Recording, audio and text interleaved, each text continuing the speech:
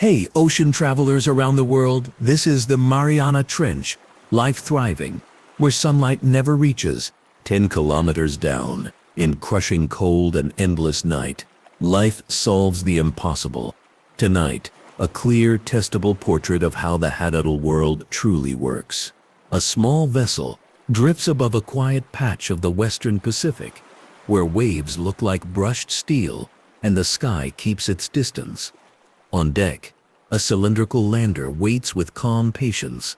Lid weights line its base like gray loaves. A time-lapse camera blinks a low red dot, a tray of bait, oily, familiar to creatures that know the smell of opportunity, hangs from a short arm. An acoustic release has been checked, double-checked, and spoken aloud by a technician who uses the kind of voice pilots use when the cabin is full of listening. A crew member nods, the lander swings, dips and meets the sea with the soft, certain push of gravity, doing its old job. Water closes over it, as if closing a page, and the story begins. Descent feels slow from the deck, and swift from the lander. The first meters pass through the epipelagic, the last place where sunlight has power. Blue holds longest, then green, then no color at all. Only darkness that still isn't truly dark, because living things make their own brief lanterns. Those quick sparks are not for the lander. They are for messages among tiny neighbors, for lures, for warnings, for confusion. A temperature sensor ticks downward in neat tenths. The lander reads the ocean like a careful student. Oxygen falls and rises with layers. Particles drift past like snow that never melts. And a wise silence wraps the frame. The hydrophone hears distant clicks that speak whale, the creak of hulls miles away, and then the most important sound of all. Nothing. In the quiet, the ocean's deep rooms become possible to hear in the mind, broad, cold, calm, and slow. Hundreds of meters turn into thousands. Between 2,000 and 4,000 meters, darkness accepts the lander as a harmless guest. At 6,000 meters, the expedition crosses an invisible border into the Haddle Zone, a belt of trenches and deep scars, carved by the slow work of the planet's plates, pushing and diving. The water grows heavier by the minute. Pressure stacks in layers like the weight of mountains upon mountains. If a hand could reach into that room, it would feel nothing different from any other ocean water. No sting, no special chill, yet around the lander the physics becomes strict. Air bubbles would crush to invisibility here. Hard shells risk cracking, unless their makers have switched plans and gone soft. And still particles fall. The midnight snow that feeds almost everything. Tiny bodies, plant shreds, the cast-off skins of animals that grew in the light and drifted downward when their time ended. The lander touches down in a silt cloud that billows like smoke, and then drapes itself back to the seafloor. The bottom is not flat. In the Mariana, it is more like the inside of a folded blanket, with benches and steps and steep slopes that catch sediments in patterns. A map can learn. The camera stares with patience. Minutes pass like low waves. Then life arrives as if the lander has joined a city square at dawn.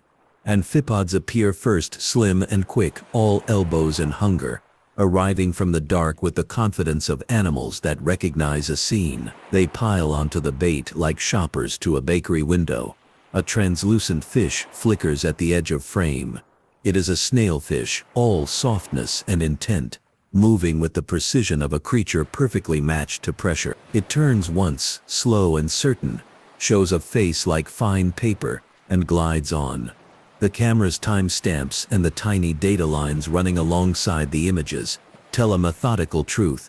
This place is not empty, this hour is not dead, and this city has a clock. The stakes sharpen with that one clean arrival. How does anything move with such ease when sunlight never visits? What designs allow these bodies to work where pressure could fold a car like a paper box? And most important for anyone watching at a kitchen table, how can ideas about life in such a place be tested so carefully that a child and a grandparent can both point to a screen and say, "That is true"? The toolbox is not mystical. It is the work of landers like this one, baited cameras that keep a gentle red light, push cores that gather short tubes of mud without scrambling the layers, bottles that bring water up in darkness so it still carries the tiny genetic calling cards of those who passed, pressure chambers that let laboratories glimpse life at Hadal force, and metagenomes that read the shared libraries of entire microbial neighborhoods. Every piece leaves a mark: time, place, depth, action, so the picture can hold still for everyone. Before you get comfortable, take a moment to like the video and subscribe, but only if you really enjoy and want to fall asleep with ocean stories whenever you want. The phrase "life without sunlight" sounds like poetry until chemistry turns it into a plan. In the upper ocean, plants and plant-like microbes do the big job. They turn light into sugar, and everything else eats the sugar or eats something that ate the sugar. In the Hadal band, two paths take the place of a sun that never shows. The first is detritus, the steady rain of crumbs from the banquet above, flakes, bodies, shells, threads, a snow that never quite ends. The second is chemosynthesis, microbes that take chemical gradients, hydrogen sulfide, methane, reduced iron, and pull energy out of them the way green leaves pull energy out of light. Those microbes write the bottom of the food list down here. Amphipods eat them directly, or eat others who ate them first. Snailfish that graze a wall where bacteria are busy are not betraying their class. They are grocery shopping in a different aisle. Signatures of these choices show up cleanly: sulfide or methane hotspots, where lenses smear on camera, fatty acids in tissues that tell a chemical story, the protective solutes in cells that let enzymes keep their shape when pressure tries to bend them. Among those solutes, trimethylamine N-oxide, TMAO, shows up like a quiet hero, a molecule that helps proteins hold their form when the ocean squeezes. A lab that measures higher TMAO levels in deeper living fish is not collecting trivia. It is reading the recipe card for a body plan that refuses to crumple. Pressure writes the rules calmly and entirely. Each 10 meters adds about 1 extra atmosphere. At the trench floor, that piles up to more than 1,000 times the pressure felt at the beach. Air and gas become design problems. Anything that depends on large empty spaces cannot live long. Fish bones become fewer and thinner. Cartilage takes over. Soft tissues do work that hard skeletons once did. Shells that would have been heavy and stiff shift to light and flexible, or vanish entirely, replaced by chitin gelatin or clever internal scaffolds. Membranes, the skins of cells, stay fluid by using different fats, a bit like swapping oils in a kitchen depending on the season. Proteins twist in ways that resist the ocean's curve. A handful of chemical changes let them keep their jobs. None of this is dramatic on camera. It only becomes dramatic when a person who has never seen a Hadal amphipod realizes that its armor is not a contradiction, but a solution. A composite built without air gaps, serving as a pressure-resilient suit that keeps its owner quick and curious. The trench controls water and food, the way a valley controls wind. V-shapes, benches, fault scarps, and steps turn currents into narrow lanes and slow backwaters. Material that would drift past on a flat abyssal plain collects in pockets along slopes. A carcass falling from far above feeds the lane that catches it. A storm at the surface can send a cloud toward one wall, not another. Even without vents or seeps, chemistry changes place by place. A patch rich in buried organics here, a zone of fresher sediment there. Animals learn this map the way towns learn where a market sets up every week. A lander placed on one bench sees a parade. Move it a few hundred meters to a different shelf and the cast of characters changes. That is why promising benches are scouted with multi-beam maps first, and why good dives list slope angles, not just depths. The descent from surface to Hadal goes through a series of waypoints. Any listener can imagine while sitting far from water. The epipelagic is the last blue, the last green, the last sunlit leaf. Below it, twilight begins and ends quickly. The mesopelagic is where lanterns glow, eyes that shine back, lures that dangle. By the bathypelagic, almost all light is living, brief and purposeful. Temperature steps down like a staircase, and then holds cold. Oxygen thins in layers. and then recovers where currents bring fresh water. Below 6,000 meters, the Hadal zone starts, not as a floor, but as a network of deep grooves and pits along the planet's stitches. The last blue was hours ago. The last green was a memory. Now the first absolute black holes, and in it, the camera sees only what its lights permit and what respectful red can share. One quiet note from 1960 still matters because it taught a habit. The bathyscaphe Trieste, crewed by two men in a porthole, the size of a saucer, went down to a place few believed reachable. At the bottom, pressure turned the view into milk for a moment. As silt wreathed the sphere, a scrap of observation, something fish-like, a flat, pale shape, started an argument that lasted decades. What matters most in that old page is not the creature's identity, but the humility of the log, grain size, bloom behavior, and the simple fact that the bottom moved like smoke on breath proved that life was working in the sediment, that the floor was soft and living. That is how a calm dive registers as a lesson that still helps. Do not trust a single glance. Trust the behavior of the world around the glance. Modern descents owe half their power to better light and half to better habits. Cameras do not blaze white beams into rooms meant for red. Sensors log everything, as if each line might be useful later.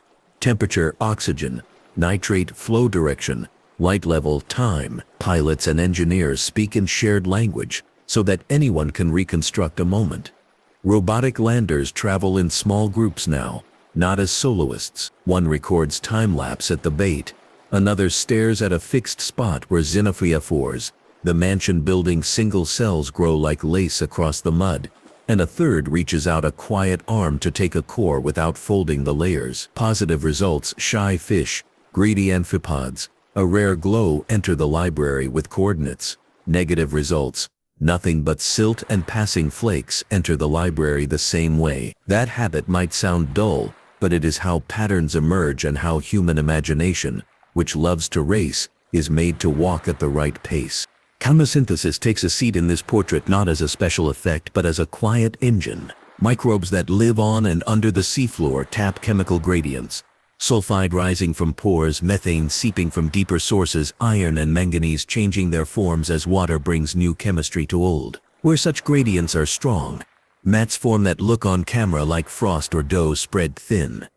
In cores, those zones smell different, feel different, sticky sometimes or oily. Animals that dine on these mats rarely grow famous, but they are the foundation for communities where the nearest leaf is a day's travel straight up and impossible to eat anyway. A viewer who remembers that bacteria can build sugar from chemical energy can look at a trench and see a kind of farm without plants, tended by physics and harvested by anything with the nerve to graze at 10 kilometers down.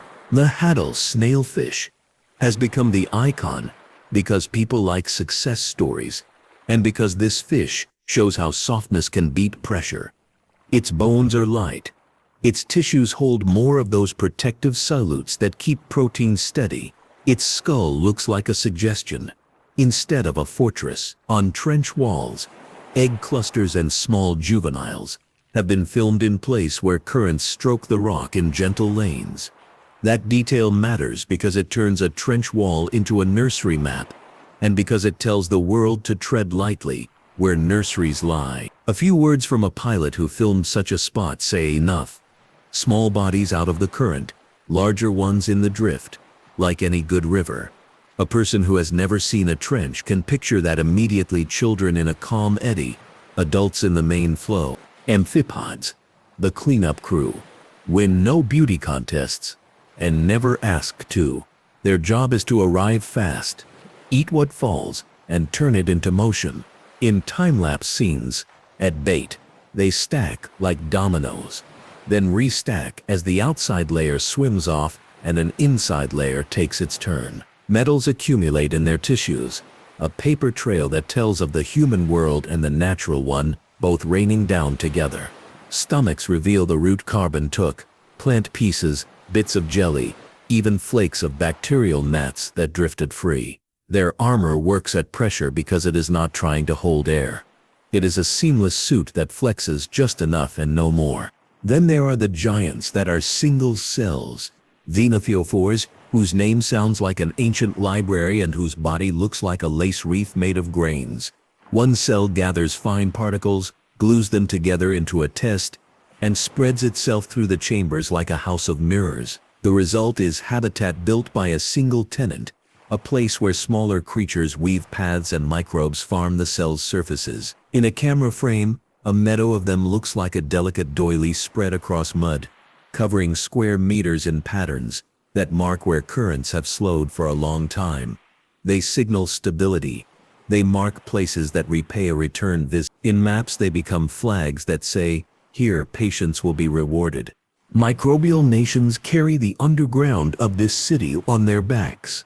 Pezophiles, pressure lovers, are not dramatic to look at, but their tools are protein folds that would panic at sea level under a clamp of force remain cheerful here. Membranes keep their butter-soft state by swapping out certain fats. Protective molecules like TMAO accumulate to levels that make biochemists nod and tug their sleeves down over cold hands in cold labs. To study these residents and their neighbors, scientists bring pressure home in steel vessels that keep samples at trench force. Sequencers that would normally sit on benches now sit near those vessels. A joke in some labs says the genomes are read in whispers so the molecules do not notice. The reality is humbler. Chambers, pumps, quiet, and the satisfaction of seeing a bar graph printout that shows life doing precisely what theory predicted it would do in the crush. Food falls along a conveyor that never shuts off. The ocean surface blooms in light, and when the bloom ends, bodies and scraps become snow. A storm rips kelp free and sends a raft to sea, where it will break and rain down long, sweet ribbons for deep mouths to try. A fish dies and sinks, a banquet sliding gently through lanes of pressure toward a bench where amphipods will arrive like a neighborhood that heard a bell ring. Turbidity currents underwater avalanches pour down slopes and pave valleys with blankets of fine grain that look new on camera and feel new under a boot of steel. Carbon that might have floated and fed the surface again in a day or two becomes buried deep, a quiet service that the trenches offer the planet without headlines. Geology builds the table. The Mariana Trench exists because the Pacific Plate dips beneath a smaller Mariana Plate, turning rocks into a moving staircase. As the subducting slab dives, water trapped in it changes the chemistry of the mantle above, giving rise to volcanoes, arcward and shaping countless microhabitats. Trenchward, the deep angle of subduction, the age of the crust, and the patterns of faults generate benches that face currents like balconies and scarps that grab and hold silt like hands.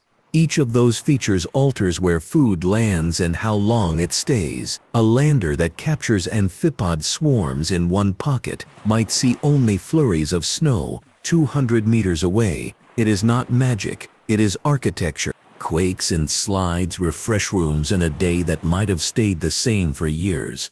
A shelf lets go. Mud flows like smoke on the bottom, a slow-motion river of flour. Everything living there pulls back or is covered. Weeks later, new xenophyophore patches appear along the edges. Scavengers find that the burial brought riches up from below. Turbidity rivers write their own chapters in every trench. A team that returns after one of these events finds a new city plan, and a film that compares the before and after without dramatics teaches more than 1,000 punchlines ever could. Seafloor chemistry runs a quiet shop. In some places, rocks under the mud hydrate and release fluids in a process called serpentinization.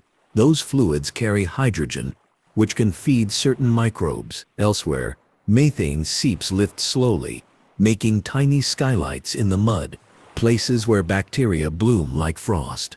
Metals in the sediment change state as water breathes through, coloring cores and giving lab instruments numbers to chew on.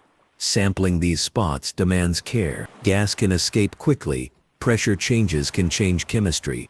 That is why the best cores are capped in the dark and held like sleeping infants until they reach a chamber that will let them wake up the same way they fell asleep.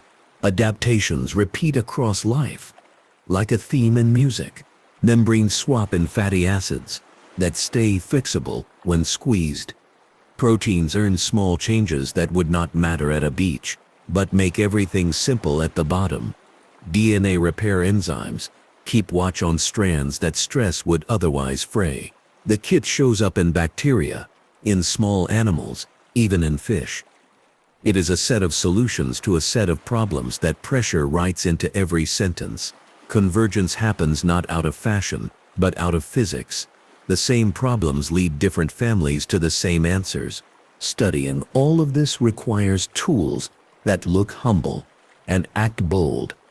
A lander is a frame, some weights, a release that listens for a ping, cameras that don't shout, and a timer that never forgets.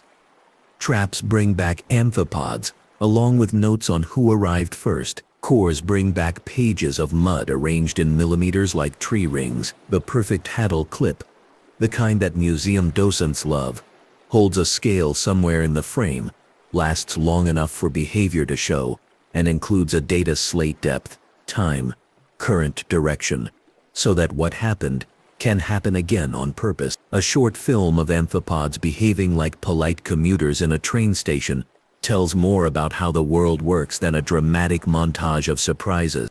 None of this matters if contamination sneaks into the story. The ocean accepts visitors, but hates sloppy habits. Gloves protect samples from fingerprints, and samples from each other. Lights stay low, so animals do not flee a scene that should feel normal. Fish that ride to the surface in a trap return if they can, gently, at depth. If a nursery is found, coordinates live in careful circles rather than on bulletin boards. This restraint earns depth's trust, and it earns the public's trust too, because it keeps curiosity from turning into harm. Maps turn echo into terrain, and terrain into plans. Multibeam and sonar paints the bottom with lines of sound that rise as a 3D quilt full of steps, ledges, and valleys. Sub-bottom profilers draw the thin pages beneath the surface. Buried layers, old scars, new deposits. Sides can show textures like wood grain. Together, those maps choose where cameras should wait, where cores should press, and where a wall might hold a nursery. A person who has never seen such a map can imagine a city plan. Highways, alleys, squares, courtyards. Animals choose among them the way people do, according to what they eat and how they move. Environmental DNA turns a bottle into a notebook. A liter of water carries scraps of skin, scales, mucus, and microbial cells that say who passed by. A lab filters the water, extracts DNA, and checks a library of known sequences. A match does not say how many individuals or how close they were to the lander, but it says that they were there recently enough to leave traces. A wise design pairs bottles with cameras and traps so that eDNA supports images when images come and points to timing when images do not. False positives can creep in through lab air or gear. False negatives can happen when currents sweep signatures away before the bottle closes. Good campaigns know these limits and design around them with patience and repeats. Even here, in rooms that light never visits, light shows up as a rumor. Bioluminescence works at depth in whispers. A small glow, a gentle spark, a cloud that dies as soon as it appears. Shrimp snap, jellies wink, and tiny crustaceans send signals no human eye will witness unless a camera keeps its manners. Red light, chosen because many deep animals do not see it, lets a lens watch without stepping on the scene. In frames where glow appears, it is rarely the star. It is a punctuation mark that says, life sign, and then yields to the main sentence again. Sound draws maps that light cannot. Hydrophones pick up quakes that travel the trench like rolling thunder. Sperm whales dive in canyons, where food concentrates and click more quickly when they hunt than when they wander. Ship propellers paint their signatures on tapes, even when a vessel's hull never meets the horizon of the people on deck. Shrimp snaps, short, crackling applause from tiny claws, fill warm layers. Quiet hours and noisy seasons reveal themselves as rhythms on long strips of sound that scientists unroll on tables and trace with fingers. If a listener closes eyes in a museum audio room and hears a trench for 5 minutes, the clip likely blends slow rumbles, far clicks, and long empty rooms of silence, where a person can imagine amphipods pinwheeling out of the dark toward a snack. At 11,000 meters, people still find pieces of themselves. A plastic bag, a stray bottle, a tangle of fishing line, and in careful reports, tiny particles that broke from bigger things and traveled down the slow way. It is tempting to turn such finds into headlines. The better practice is to record them without sensationalism. Where found, how many, what kind, what size, whether they were embedded in mud or loose on the surface, and whether tissues of animals that ate them show harm or simple passage. These notes feed better gear design and better habits. They teach retrieval etiquette for teams that can safely remove items without stripping a living scene for trophies. Trenches around the world act like islands with shared rules and local dialects. The Kermadec and Tonga trenches in the South Pacific, the Philippine Trench, the Kuril-Kamchatka to the north. Each has benches, walls, flows, and quiet corners. Some host snailfish on walls. Some produce more amphipod forms. Some show xenophyophore meadows more often. Comparing them is not a competition. It is a way to see which parts of the kit are universal and which are tuned to local conditions. A child who learns that not all deep rooms carry the same furniture can begin to ask why, and those whys are the bridge to understanding currents, chemistry, and the long, slow dance of plates. Inside the Mariana itself, names like Challenger Deep and Serena Deep mark rooms within rooms. Between them lie benches that differ by a few hundred meters, a difference that matters. On one, sediment is old and untroubled, and xenophyophores draw careful lace. On another, a recent slide has left bright scarp and fresh, clean grains where bait scenes run faster because new food is in easy reach. Hypotheses are simple enough to hold in a hand. Steeper slope, faster food, older mud, calmer scenes, closer to arcward chemistry, more chance of seeps. Each can be tested by choosing camera spots and core spots the way a birdwatcher chooses a tree line and a meadow. A trench wall nursery for snailfish becomes a case study that feels like a field trip. Eggs hide under shelves where flow drifts gently. Juveniles hang in layers where plankton and bacterial strands arrive just quickly enough to feed them without tossing them aside. Filming without harm means lights low and time short, returning later rather than pushing now. A notation, egg clusters at 8 ounce 200 meters, current direction east, temperature stable, amphipods present but not swarming, joins coordinates and depth on a small slate in the frame. When such a scene is shared with a coastal classroom, a simple sentence carries the needed awe. Babies live here. Please step lightly with your eyes. An amphipod specimen with a stomach full of the unexpected can redraw a map. A technician opens a tiny gut and finds fragments of a pelagic jelly that is common 2,000 meters above the bench, along with plant detritus that only arrives in storms. The specimen becomes a timeline. A storm 3 weeks ago, a jelly bloom 1 week after, a fall that coincided with the lander's visit, a feast at 10,000 meters. A dot moves on a chart. The trench is not a basement room where nothing connects to upstairs. It is a pantry that receives deliveries on a schedule that can be read with patience. Food webs loop through vertical commutes and horizontal shortcuts. A whale dies and becomes a feast that bends paths toward one slope. A fish school scatters at the surface and leaves a glittering hail of scales that fall into a lane where amphipods wait with opportunist grace. Seamounts nearby feed trenches with a constant drizzle. The cafeteria line carcass falls are the special events. In this pantry, rush hours are controlled by the moon, the wind, and the temper of currents, not by sunrise. Instruments that count particles on strings or measure the speed of water 30 meters above the floor draw traffic reports that look like city maps. A person who has never held a nautical chart can still read such maps: thick lines where life moves, thin lines where rooms hold their breath. Seasonal signals do reach the abyss like a slow letter. A spring bloom at the surface turns into increased snow weeks later. Sediment traps feel the bump. A typhoon's path writes a spiral in the trench as layers above turn over and send a pulse down the grooves. Designing campaigns around those pulses means less waiting and more watching. It also means that when nothing shows, that nothing becomes a season's quiet note, not a failure. A ledger that shows pulses and pauses tells the truth kinder than any single spectacular clip. Pressure myths crowd the public mind because crushed cans and popping eyes make easy pictures. Calm answers do better work. Steel implodes because it resists until it cannot. Living tissue does not resist. It matches. Eyes do not pop when pressure grows gradually, on all sides. Bodies adjust as they live. A sub's hull must fight pressure because people inside need a room to breathe. An amphipod's cuticle does not fight pressure.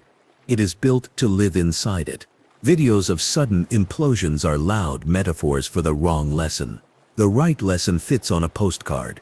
Living things at depth do not keep air-filled rooms, they keep water in their cells and design their parts to be happy in the squeeze.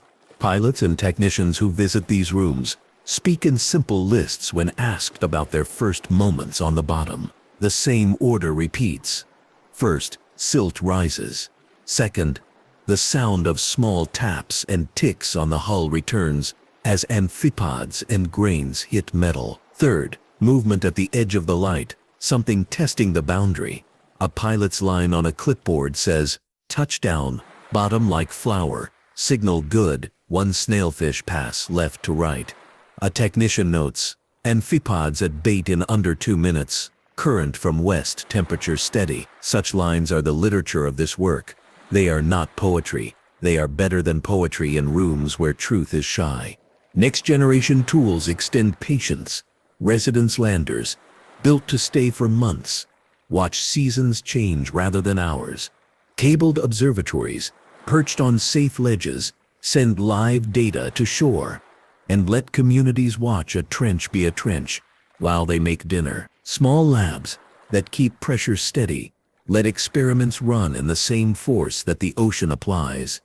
Gentle manipulator arms that move like careful hands pick up a xenophyophore test and set it down again without breaking its history. The next big boring clip is the one that shows nothing but a wall for an hour, and then a snailfish arrives, presses into the current for 15 seconds, and leaves. That 15 seconds, repeated across months, becomes a calendar the public can follow. Lessons for other worlds. Leave the trench in an elevator built of ideas. If chemistry can power life in darkness, then the question for icy moons becomes simple. Where are the gradients? If pressure challenges can be met with membrane tricks and solutes, then oceans under ice may have residents who learned the same tool set. Without leaving Earth, the Huddle Room teaches astrobiology to ask better questions. Microbes that eat hydrogen and serpentinizing rocks and build life without light are not only Earth's stories, they are maps for where else to look. A synthesis scorecard, the kind that would sit at the end of a museum hall, keeps promises tidy. Tier 1, direct behavior, on camera. Snailfish gliding, amphipods swarming, xenophyophore meadows waved by small flows. Tier 2, organisms in context. Cores that bring microbes and grains, specimens that show the chemistry and the body plans that work. Tier 3, chemical and DNA hints. Bottles that tell who passed, sediments that tell what reactions are happening, claims about who lives where, and how life powers itself. Sit with high confidence, where tiers overlap, and modest confidence, where a single tier speaks alone. A fieldwork wish list fits on a note. 3 benches across the Mariana to watch for a year. 1 old, 1 newly scarped. 1 near likely chemistry. At each a camera with a scale bar and a clock. A core that returns seasonally. A hydrophone that listens for quakes and whales. And a bottle that takes water when currents shift. A shared ledger for negative results, published as proudly as the exciting ones, so that patterns remain honest. A wall camera for a snailfish nursery used for short, gentle visits with long rests in between. Nothing on the list asks for a miracle. The ocean's patience invites patience back. The conclusion will come later, with the proper bow. But the shape of it rests in plain sight already. Sunlight is optional when chemistry is generous and bodies are built with the right shapes and solutes. The Hadal world is not empty. It is organized by gravity, pressure, and the simple rules of energy, moving downhill from high chemical potential to low. People can verify this with tools that fit on a small deck, and with notes that fit on a single page, if that page is kept for years with care. Fear has no job here. Attention has every job. The camera that watched a wall returns to the deck, and for a moment, the ship is a quiet lab under stars. A technician speaks softly while reviewing the footage frame by frame. A snailfish glides into view from the left, its body almost translucent, a suggestion of bone and a firm, purposeful motion. In the margin of the screen, numbers slide, depth, time, current speed, and at the bottom of the frame, a small steel scale bar sits like a ruler on a windowsill. That simple bar turns an elegant appearance into a measurement, length, distance from the wall, the width of the eddy that cushions the fish from the main flow. A note is added, juvenile behavior consistent with nursery use, eddy size 0.4. Such lines do not sound dramatic, yet they carry more power than any flourish, because they let other crews visit the same shelf and see the same story if the ocean allows it. Another file opens, a time-lapse from a bait tray. The first hour is stillness broken by drifting snow. Then a single amphipod arrives, turns in place as if calibrating the scene, and commits to the feast. 10 become 50, then hundreds. The pile grows and collapses in slow waves as the outer ring peels away and new arrivals push inward. It looks almost choreographed, a set of rules followed without a boss. The bait shrinks, but the story widens. A little neighborhood came to dinner, stomach contents taken from a few individuals later, always fewer than curiosity would take. Reveal a week's worth of meals. Threads of plant matter say storms reach down. Fragments of jelly hint at a bloom above. Tiny grains, darker and heavier, suggest a slide on a nearby slope days earlier. The amphipods wear recent history inside them, and the lander, just by waiting, lets that history be read. A third piece of footage plays without bait or walls, just seafloor and patience. It seems empty at first. Then a meadow emerges on the screen. Xenophyophores laid across the mud like pale lace, individual tests overlapping in gentle chaos. Each test is a single cell's architecture, built from grains, sheltering small worms and microbial films that cling to every surface. A faint current passes, and the meadow ripples almost invisibly. Measurements pull the scene into focus. The density here is higher than a bench filmed last month. The average test diameter is greater. The pattern suggests a long period, without a turbidity river wiping the table clean. A hand writes, "Stable meadow, return after quake season." That sentence holds a plan, and it holds respect. A shift in the story moves from what the camera sees to what sound says. Hydrophones set in deeper hollows hear a long tremor, not enough to alarm a hull, but enough to rearrange shelves down in the trench. Later, when the landers return, a new layer of fine grains coats a previously firm surface. Amphipods arrive earlier, and in denser numbers than before. A short-term boom often seen after slides. Sound, image, and animal behavior tie together like a braided line. A pilot notes, subtle silt rain bait visit, accelerated. Meadow edges thinned. The ocean did not shout, so the records did not either. But the change is there, traceable across tools. A calm interlude puts the trench in a world map. Down the chain of trenches, Kermadec, Tonga, Philippine, Kuril-Kamchatka. Similar stories play with local accents. In one, xenophyophore meadows nestle beside steeper scarps. hinting at gentler currents and steadier deposits. In another, snailfish nurseries cluster along convex walls rather than concave alcoves, likely because eddies collect differently there. A simple list helps anyone keep track: same pressure, same rules for proteins, different slopes, different food lanes. The pattern teaches how to predict. When a ship sails toward a new bench, the crew speaks in maps, not hunches, and in predictions that can pass or fail cleanly. Across a calm deck, a pressure chamber sits like a metal drum with bolts around its lid. Inside, a sliver of Hadal sediment keeps its home pressure, carried up without sudden release and transferred without air. A microbiologist turns a valve a fraction of a turn, checks a gauge, and relaxes. Later, results will show enzymes doing their work under force that would crush a can and turn a buoy into a memory. The numbers will enter a table: temperature optimal, growth rate modest, pressure tolerance genuine, seen side by side with footage of amphipod dinners and snailfish passes. Those numbers complete a picture the public can touch. There are neighbors down there, and there is chemistry in their kitchens that matches the place perfectly.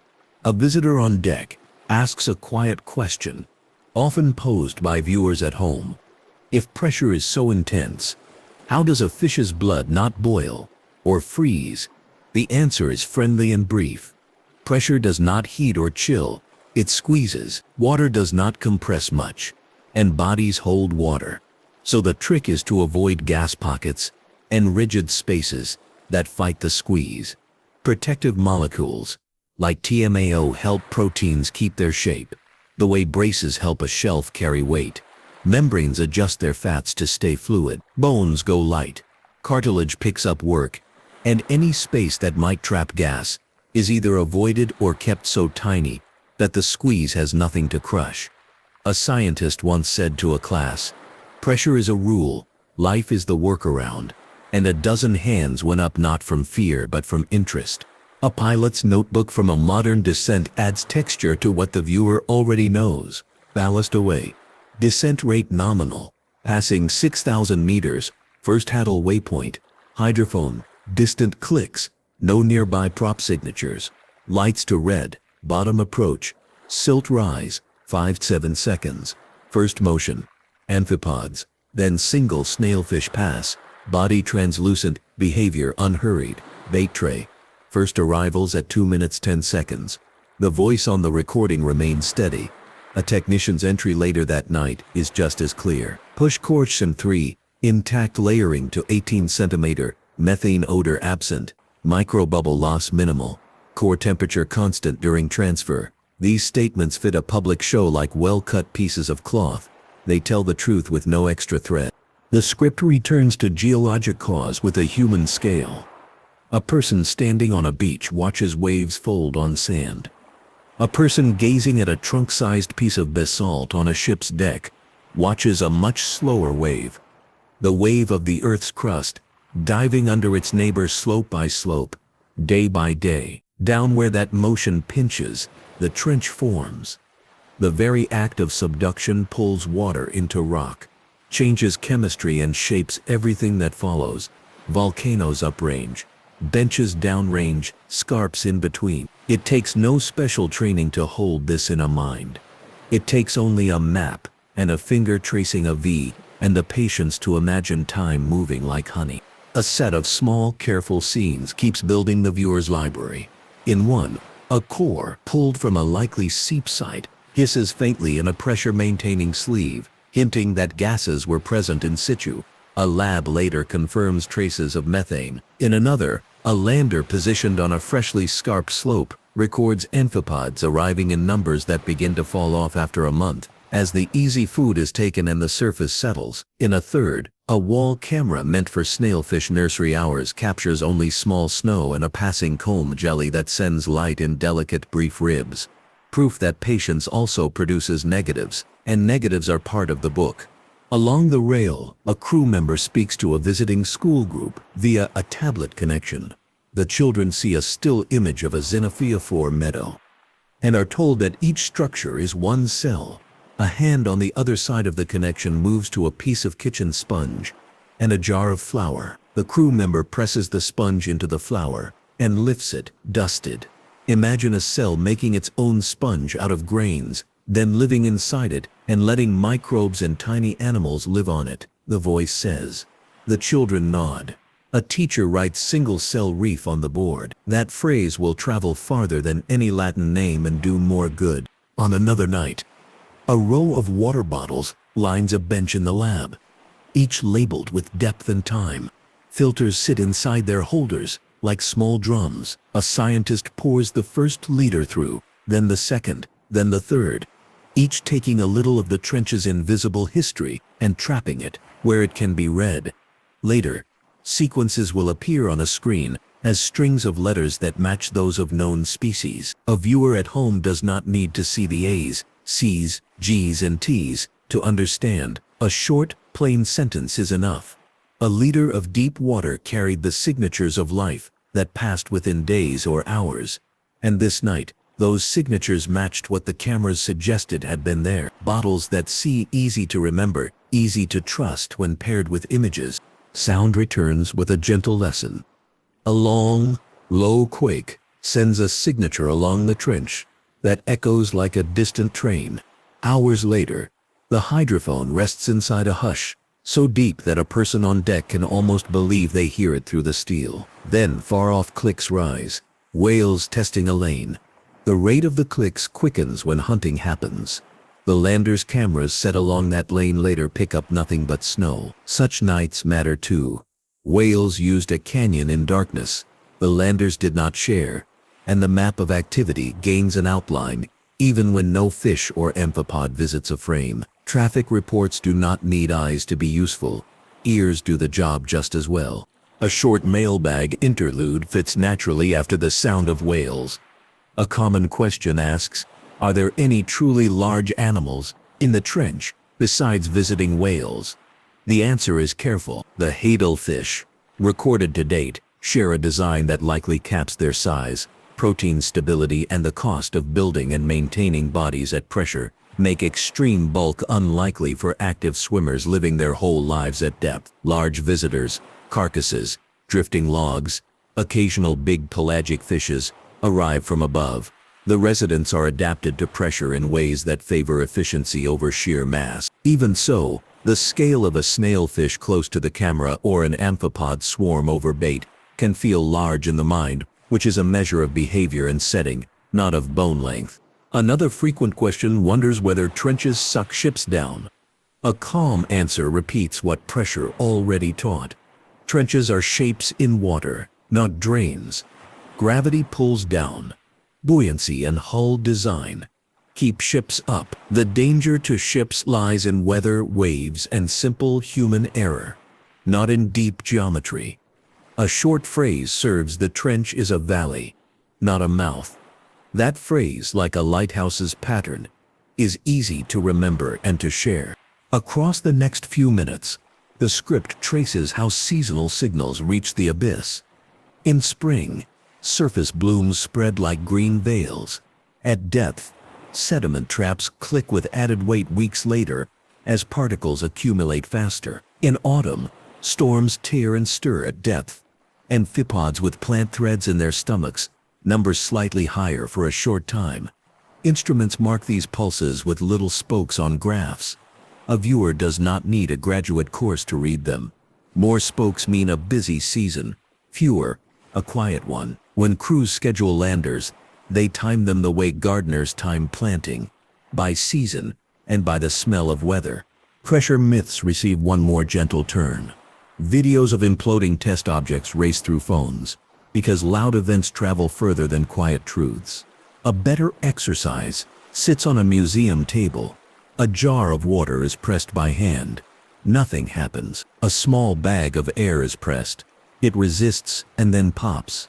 Living things in trenches avoid airbags and design their parts to accept pressure evenly. The demonstration is almost too simple to mention, and that is why it works. The mind remembers fingertips on a jar and draws the right conclusion when it later sees a beetle-like amphipod happily sliding between grains. 11,000 meters down. As the story deepens, the camera revisits a wall nursery. Eggs remain where they were, shining like pearls under very low light. Juveniles move with slightly more muscle than before. Months have passed, and each remains positioned within the sweet spot of a laminar flow, where food arrives steadily and the body does not need to fight turbulence. A science leads field note is short and useful. Nursery stable, juvenile growth consistent. Advise seasonal revisit rather than weekly. That advice saves disturbance for no gain. Restraint is a tool as real as a camera. Elsewhere on the same wall, a different story forms.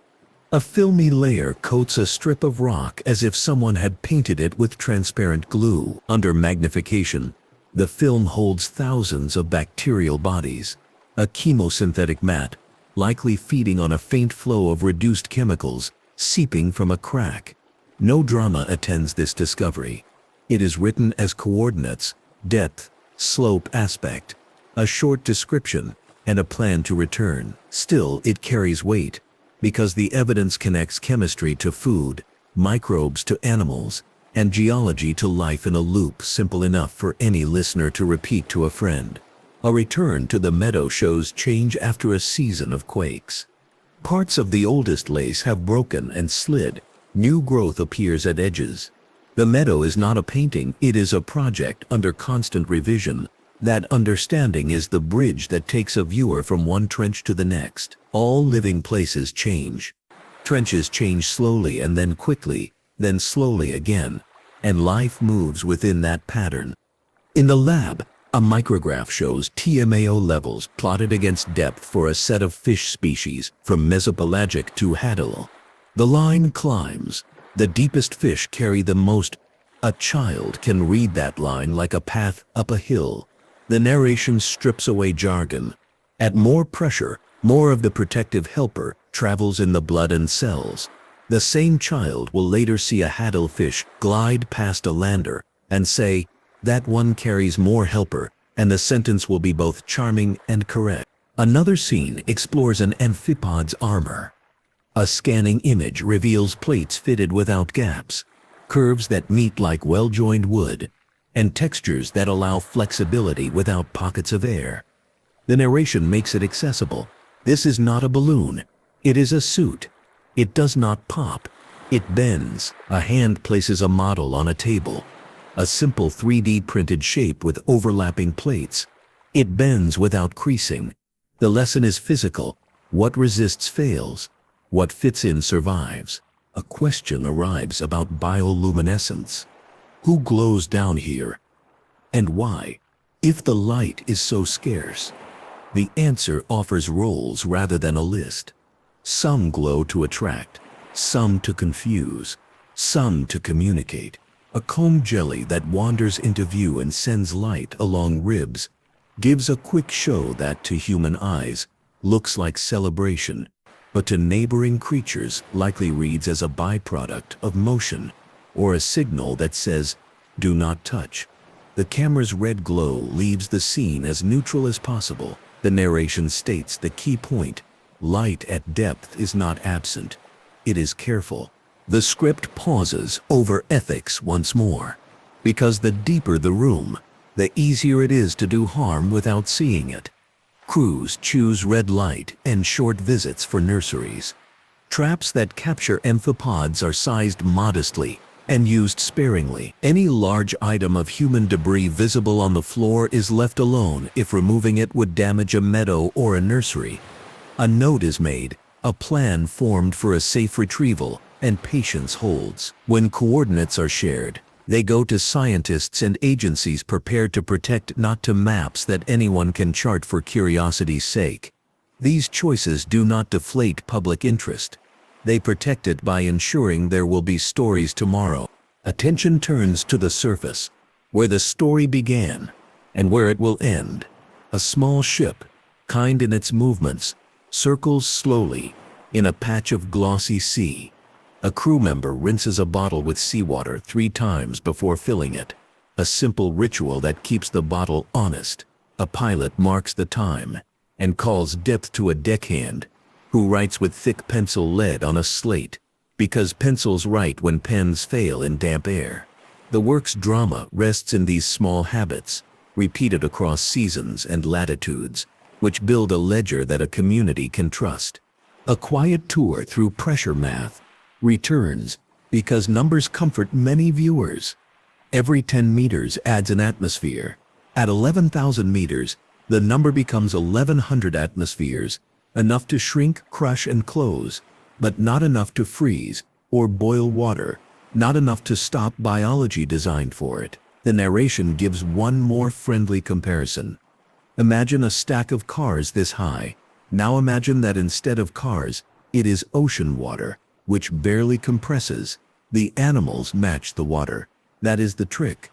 With that image, the mind relaxes into the rules, instead of fighting them. The next minutes smooth together tools, places, and neighbors, so that by the end of this batch, the viewer holds a coherent city plan. At the top sit ships, small and large, crews on calm decks, and cameras checked in red light. Along the slopes sit landers with bait trays and scale bars, cores that press and rise, and bottles that see. In the rooms along the walls, eggs rest under ledges, juveniles glide, and amphipods turn dinners into movement. In quiet meadows, xenophyophores build and rebuild with grains, making homes for others without speeches. Beneath and between all of these, microbes work the gradients, turning chemistry into sugar, the way leaves turn light into sugar above. Through it all, pressure presses evenly and animals reply with designs that fit the squeeze rather than oppose it. Above, whales hunt by sound and stamina, their clicks tapping out the trench's schedule. Below, sound of quakes dries the silt for a while, then lets it settle. Currents carry snow, slides pave, seasons ring their bells late and softly, yet the trench hears them. If a viewer were to visit the final hall of this program's museum, a single long exhibit could hold the whole idea. On the left, a multi-beam map shows benches like steps and walls like bookshelves. In the center, screens play slow, uncut footage of amphipods and snailfish behaving exactly as they do when no one watches. On the right, small labeled vials hold sediments from cores. Little tiles display ring plots of eDNA sequences, and a framed print shows a xenophyophore test in fine detail. Above all of it, a sentence: sunlight is optional, patience is not. The sentence is gentle and true. Before the final batch begins, the wrap-up. 2 short case notes enrich the record.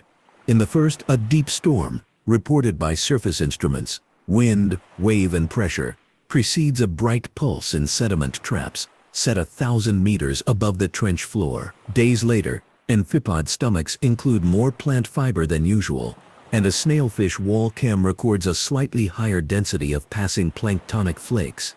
The timeline aligns. In the second, a small quake, recorded along the subduction front, produces no visible slide, yet a wall meadow shows tiny breaks at its edges, and new growth where fragments fell and settled. Biology marks geology's handwriting in tiny strokes. Careful season-spanning images let the handwriting be read. At the very end of this segment, a pilot speaks on a recording that will never be famous but ought to be. The voice is steady and pleasant, and the sentence is short. Touchdown at 10,900 meters. First amphipod in 90 seconds. 1 snailfish pass in 3 minutes. All systems nominal. Years from now, when technology changes and tools improve, that sentence will still model what matters: order, measures, and a tone that respects both the place and the people who will read the words later. On the next morning, the ship turns gently on a slow circle, and the deck takes on the steady rhythm of packing knowledge for the trip home. Samples sit labeled and quiet. Cores sleep in their sleeves like rolled quilts. Hard drives hold hours of scenes that will be watched without hurry, and notebooks rest open to the last line written in thick pencil. The trench has had its say. Now the task is to read it properly. The voice that has guided the voyage points the audience toward the shelves of evidence and invites a simple shared accounting that anyone can follow. Let's go step by step. The first shelf holds direct behavior on camera. It shows amphipods finding food, not by accident, but by pattern. and it shows a snailfish gliding with purpose along a wall. Where the flow brings a steady meal, it shows a xenophyophore meadow breathing under a current, so light that only time-lapse reveals it. It shows a bait tray becoming a gathering place, and then an empty plate. These are not guesses, they are lived moments, recorded with scale and time. When a child asks, how do they move down there? The answer can be as simple as pointing and counting frames. A hand moves along a timeline in the editing room. Here the swarm arrives, here the fish passes, here the meadow holds. The second shelf holds organisms in context. A core lifts layers like pages from a diary. A seep patch offers a smell that means chemistry is at work. A pressure chamber brings a living sliver to the surface without removing the force that keeps its parts faithful. A beaker in a warm lab reports growth right where growth is least expected. A technician notes enzyme activity persists at trench pressure, and that ordinary line becomes a bridge between the dark room and the kitchen table. A viewer can say, they didn't just see it, they brought a piece of the world home and watched it under the same squeeze, and that sentence will be both plain and correct. The third shelf holds chemical and DNA hints. Bottles of water, filtered and quiet, reveal letters that match species lists with eerie patience. A leader reads like a paragraph. Who came through, who lingers, who is likely just beyond the edge of a light. A sediment sample shows which metals moved, which gases rose and fell, which microbes took advantage when gradients lined up like rungs on a ladder. None of these hints speak loudly alone, but together they direct cameras to the right ledges and cores to the right patches, and they walk a cautious mind from might to likely. With those shelves in view, confidence takes a shape the whole audience can share. Statements built from all three shelves sit high and steady. Hadal's snailfish use specific wall flows as nurseries, stands on video on repeat visits, and on chemistry that explains why such lanes stay gentle. Amphipods route carbon from seasonal pulses into the trench food web, stands on time-lapse, on gut contents, and on traps that feel the rain of particles. Microbes build sugar from chemical gradients even far from dramatic vents, stands on cores, on mats seen as pale films, and on lab signals that continue under pressure. Claims built from two shelves sit a tier lower, inviting one more past this season or next. Claims built from a single shelf are marked as possibilities and treated like invitations rather than trophies. The scoreboard is tidy, not a list of victories, but a map of how sure anyone should be about each piece. With the ledger clean, the story picks up puzzles. The camera's left for later. A wall nursery has held for months, yet the smallest eggs appear only in one section, not all along the ledge. The pattern suggests a subtle bend in flow, or a whisper of chemistry from a tiny seep that only microbes hear. A return with a short core pressed directly below the shelves and a bottle drawn in the eddy's heart could settle the question. A meadow shows uneven growth, thicker upcurrent and thinner downcurrent. Tiny beads of gas in a core from beneath the thicker edge might reveal quiet metabolism shaping the landscape. These are small, testable steps, each gentle on the room, each friendly to the viewer who wants to follow without a stack of textbooks. The script circles once more through Hidal neighbors, now with a clearer lens.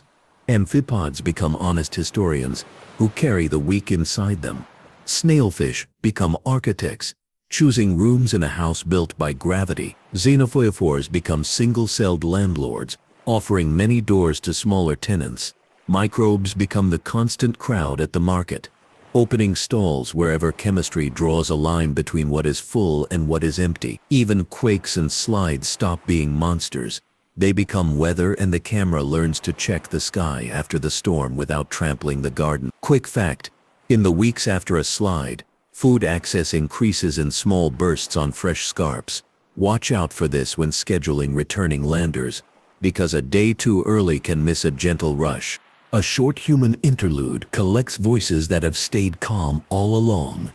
A pilot reviewing a clip says, "First amphipod in 75 seconds, first fish in 3 minutes," and the sentence enters the permanent record. A deckhand rinses a bottle and says, 3 times keeps the bottle honest, teaching a habit that belongs in every school kit. A microbiologist taps a gauge and says, "Hold steady," because holding steady is the point of nearly everything in this work. A field lead closing a log after a month at sea writes, "Nothing extraordinary to report," and smiles, because the ordinary at 10,900 meters is extraordinary enough. The plan that follows is practical, the kind of map that could be printed on one page and taped above a desk. 3 benches in the Mariana are chosen, separated by a day's steam. The first bench lies on older, stable mud where xenophyophore meadows have grown thick. The second sits on a fresh scarp, where a slide has redrawn the floor within the past year.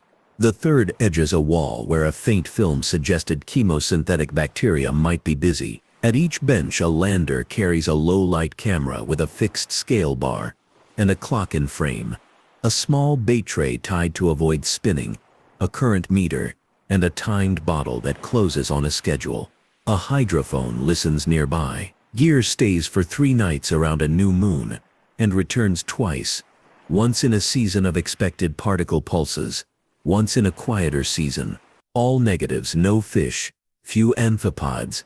Empty trays are logged and shared with as much pride as the rich scenes. 1 nursery wall receives a short visit per season. Lights kept low, camera fixed and respectful. Time on station measured in minutes, not hours. The plan costs less than a single dramatic expedition and pays better than rumor. People on shore get a role that does not require a ship. A witness card written in clear lines helps coastal communities contribute. Describe what appeared first, second, third. It reads, if circles are found on a hull, place a coin beside them and take a level photo. If a beak or tissue is found on a beach, photograph with a ruler that begins at 0 and call a local lab before moving. If you collect water, label time, place, and tide. In towns near the trench, small museums and schools hold talks where a frame of amphipods at a bait tray and a photo of a xenophyophore test pass from hand to hand. Children press their thumbs to a replica pressure-resistant plate and say, "It bends," and that line becomes family lore. Community science is not a slogan here. It is shared practice, fenced by simple ethics that keep curiosity from turning into collection. Ethics take one more lap, because the deepest rooms deserve more than one promise. Coordinate for nurseries and meadows. Circulate among those prepared to protect and study, not to those who would visit without a plan. Lights remain low because behavior recorded under stress is only theater. Traps take few and return rest. Debris found in delicate rooms waits for safe removal rather than hasty cleanup. Reports list negative results so that future crews don't waste days repeating quiet nights in the wrong tide. None of these choices slow discovery. They allow it to accumulate without harm, which is the only path that leads to a full shelf and a clear conscience. The camera's eye returns to the world map, and the narration opens a window beyond Earth for a minute, without drifting into speculation.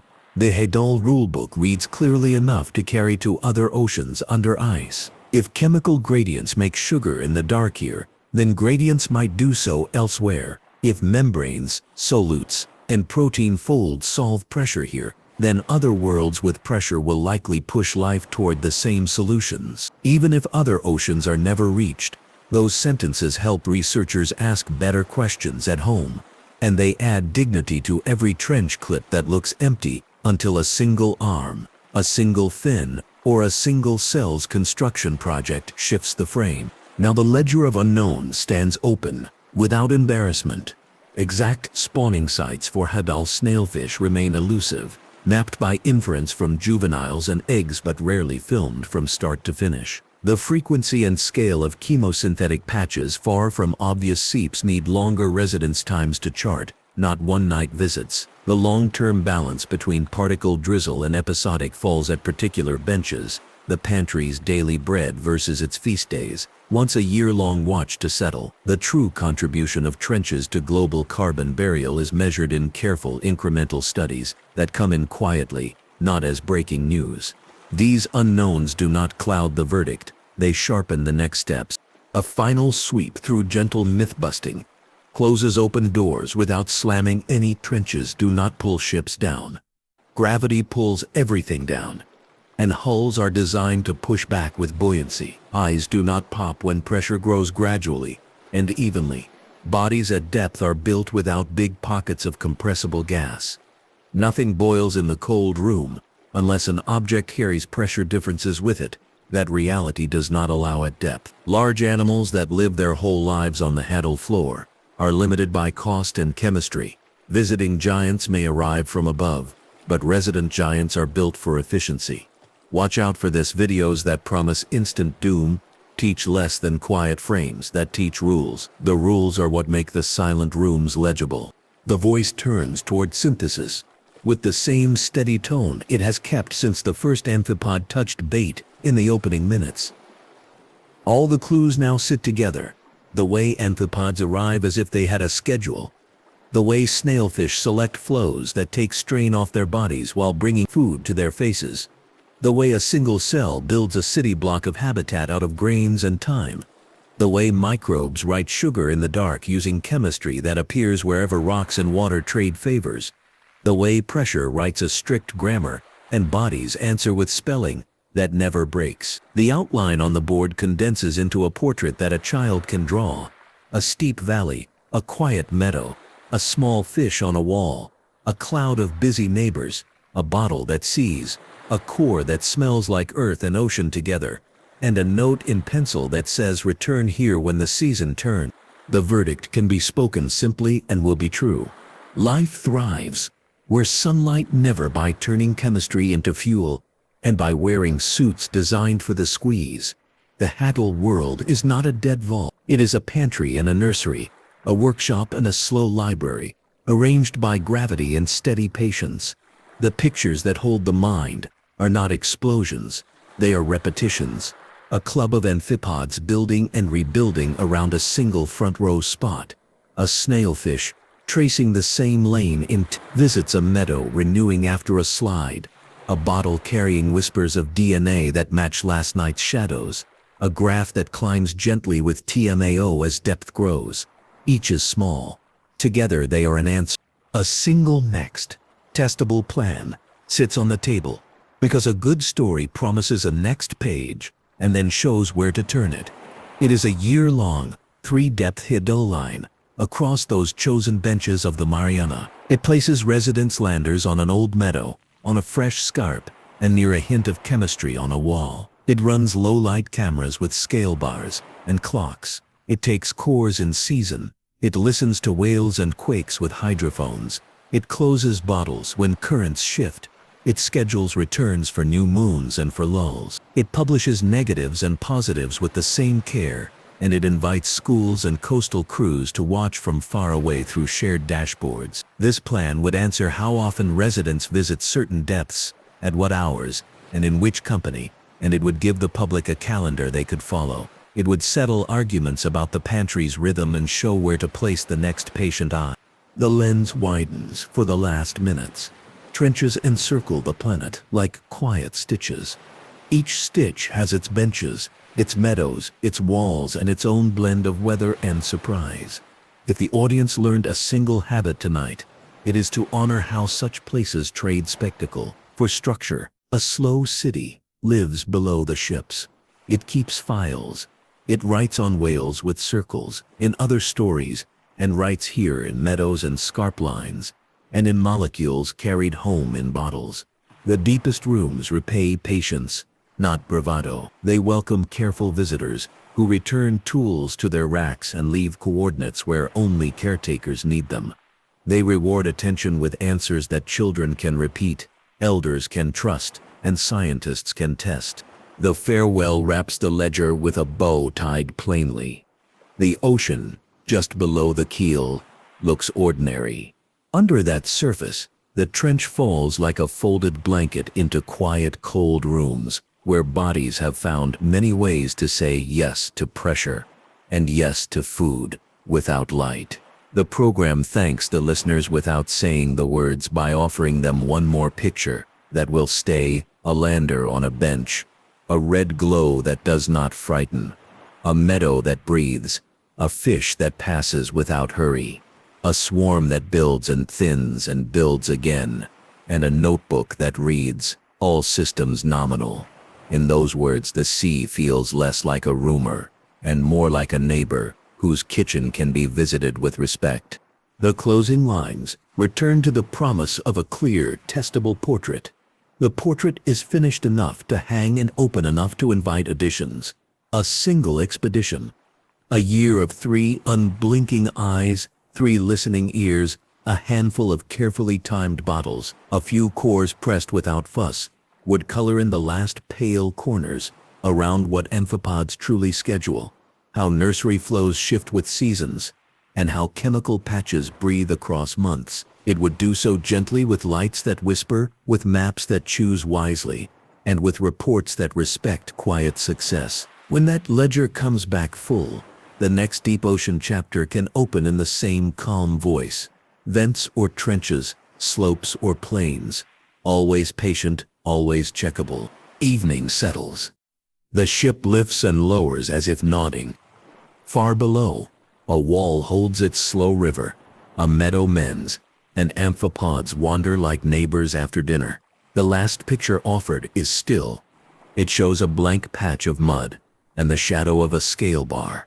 For a while nothing moves, then a thread of snow shifts. A speck crosses, and the mind of the listener, now trained, sees that as enough. The ocean does not hurry.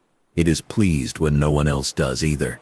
The program ends not with a door slammed, but with a page turned and a place marked. The next time the notebook opens, the same rules will apply. Sunlight is optional. Patience is not.